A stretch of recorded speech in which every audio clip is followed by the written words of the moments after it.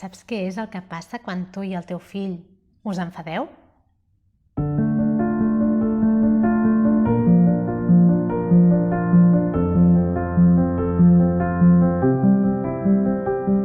Hola, soc la Judit de la Tribu i estic aquí perquè tinc ganes de compartir amb tu eines i recursos que ens ajudin a créixer, que ens ajudin a conèixer millor, a comprendre millor. Perquè només així podrem acompanyar més bé els nostres fills, les nostres filles, en el seu dia a dia.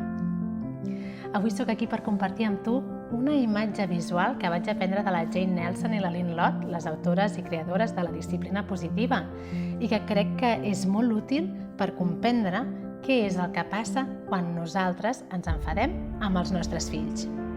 Acompanya'm.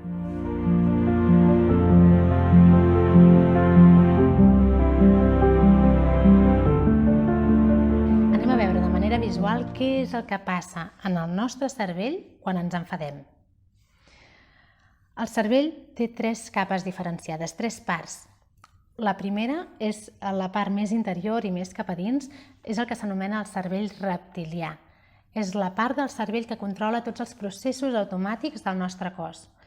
El que fa que ens bategui el cor, el que ens fa tenir gana o tenir son, tenir set, tot això ve controlat des d'aquesta part del cervell. Se'n diu cervell reptilià perquè és un cervell que compartim amb tots els animals que descendeixen, que venen dels rèptils.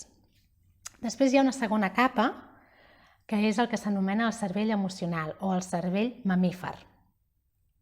Aquesta part del cervell funciona d'una manera molt esquemàtica, però és molt efectiva. Davant d'un perill, el cervell mamífer és l'encarregat de donar resposta. I quin tipus de resposta té? Doncs en té tres.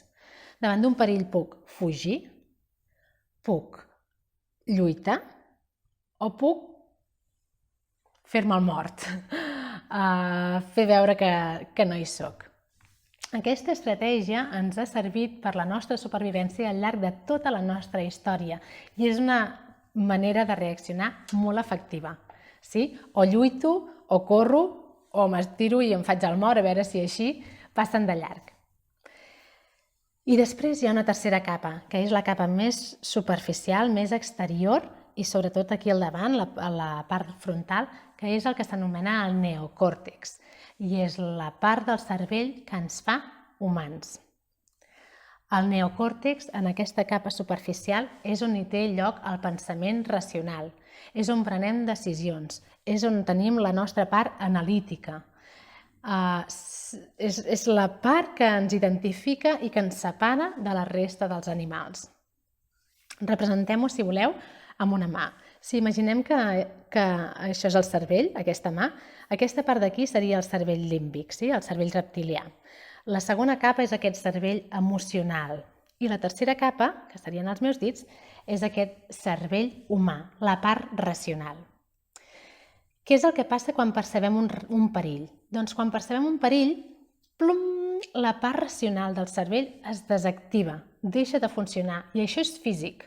El nostre cos, quan percep un perill, deixa d'enviar tanta sang al nostre cervell racional i passa a bombejar molta més sang al nostre cervell emocional. Per què? Perquè és el que ens salvarà, és el que farà que ens posem a córrer. Si davant d'un perill, si ens apareix un lleó i nosaltres ens posem a pensar què faig? Seria millor que m'enfili en un arbre o que corri cap allà? Ja se'ns ha menjat.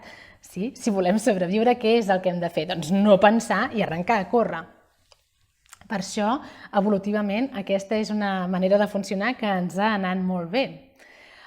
El problema és que els perills d'avui en dia són diferents. Avui en dia no ens trobem amb lleons, ni amb tigres, ni amb aquest tipus de perills. El que ens trobem, que el nostre cos i la nostra ment percep com a perill, és el nostre fill tirant blocs de fusta pel menjador. És el nostre fill pintant a la paret. Aquestes són el tipus de situacions que ens trobem en el nostre dia a dia i que engeguen les nostres senyals d'alarma. I què passa? Doncs que quan s'engeguen les nostres senyals d'alarma, la nostra part racional deixa de funcionar. I comencem a comunicar-nos des d'aquí, des de o lluito, o fujo, o em faig el mort. I des d'aquí és molt difícil donar qualsevol missatge constructiu. Però és que no és només això. Hi ha una cosa que es diuen neurones miralls, que el que fan és que ens assimilem amb l'estat emocional de l'altre. I quan nosaltres ens posem així, el nostre fill, plim, fa exactament el mateix. Desactiva la seva part racional. Per què? Perquè percep una amenaça. La mare cridant és una amenaça i, per tant, desconnecta la seva part racional, que ja és de per si molt menys desenvolupada i molt menys potent que la nostra, i comença a treballar únicament amb la seva part emocional. I aquí l'únic que tenim és un xoc frontal on ningú està disposat a escoltar, on ningú està disposat a aprendre. El seu centre d'aprenentatge està tancat.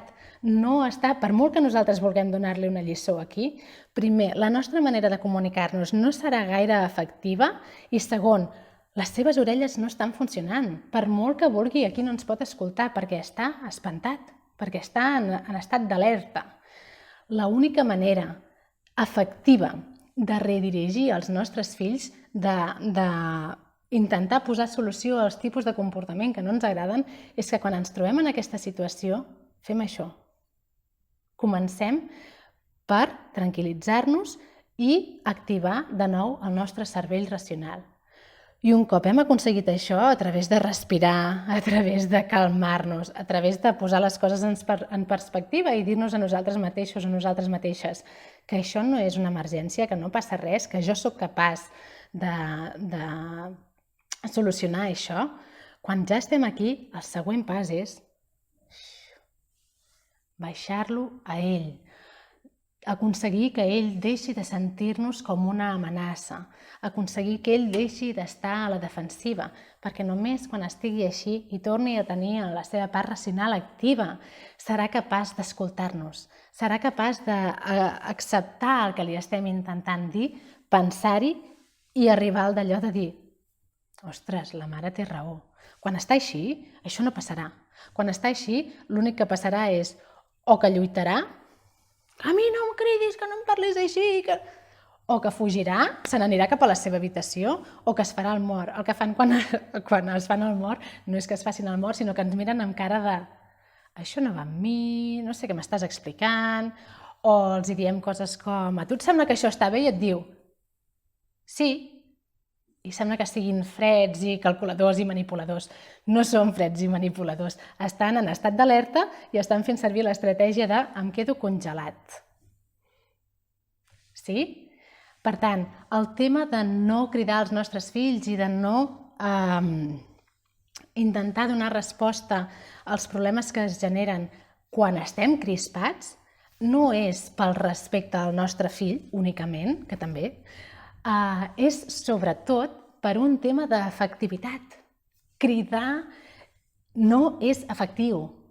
Cridar ens pot donar resultats a curt termini perquè aconsegueix que, com que està espantat, en aquell moment faci el que li diguem, però no genera un aprenentatge real, no genera canvis duradors, no genera canvis a llarg termini. I el que volem és que el nostre fill aprengui.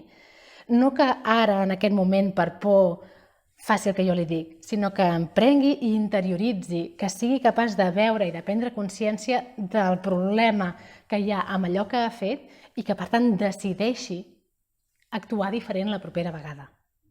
I això només és possible des d'aquest punt de comunicació real i efectiva, mai des d'aquí.